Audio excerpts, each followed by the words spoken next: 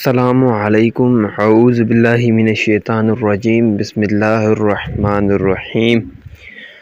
اور رسول اللہ صلی اللہ علیہ وسلم نے فرمایا، جمعہ میں ایک گھڑی ایسی ہوتی ہے کہ اس گھڑی کوئی مسلمان نماز پڑھے ہوئے اللہ سے کس چیز کا سوال کرتا ہے تو اللہ ضرور اس چیز کو عطا کرتا ہے۔ سبحان اللہ والحمد للہ۔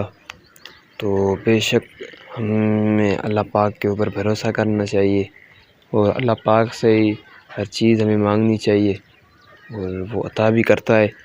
وہ رحمان رحیم ہے، اپنے بندوں کے اوپر جو ہے رحم کرنے والا ہے، کرم کرنے والا ہے۔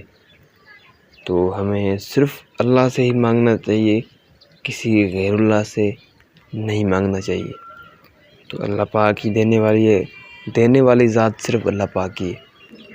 تو نبی کریم صلی اللہ علیہ وسلم کا فرمان ہے کہ جمعہ کا دن جو ہے ایک ایسا بھی ٹائم ہوتا ہے جس ٹائم کوئی انسان نماز پڑھتا ہے اور اللہ پاک سے دعا کرتا ہے تو وہ دعا قبول ہو جاتی ہے۔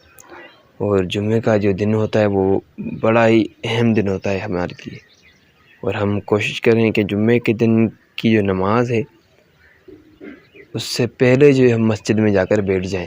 جمعہ کا جو خطبہ ہوتا ہے وہ ہمیں مسجد میں سننا چاہیے۔